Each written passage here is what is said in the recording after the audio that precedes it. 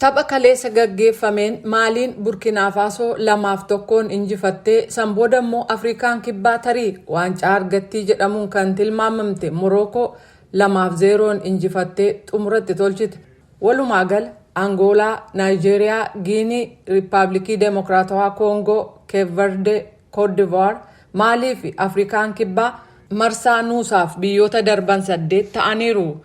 Torban tokkoof kan nama gammachiisuu fi diraamaa keessumsiisaa ka turte Cote d'Ivoire dorgommii kana keessatti deebitee injifachuun Afrikaan kibbaa immoo garee waancaa addunyaa sadarkaa olaanaa irra geesse Morookoo injifachuun kana malees Masriin tapha daqiiqaa 120 booda rukuttaa addabbii kennameen injifatamuun kanneen maqaa dha'aman keessaati. Kan abdatame kufee inni yaadamin immoo milkaa'inaan darbaa jira.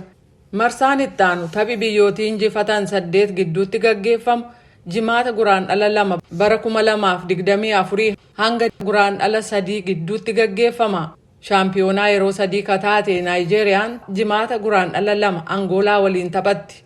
Riippaabilikiin Demokiraatawaa Koongoo immoo Giinii waliin wal morkatu. Sanbata dhufu guraandhala 3 keessummeessituu kataate gareen Cote d'Ivoire Maalii waliin taphachuuf jiru. Gaafuma sana immoo dorgommii kana keessatti miira namaa kan kakaasu jedhame Keep Verdeen Afrikaa kibbaa waliin taphata. Taphi kubbaa miilaa guddichi Afrikaa marsaa 34ffaan kun qulqullina kubbaa miilaa marsaa hin eegamin akkasumas tapha Afrikaaf kanneen quuqama qaban lakkoofsi isaanii guddaa ta'ee fi halluu adda addaatiin faayaman keessummeessituu kataate Cote d'Ivoire keessatti argamanii jiru.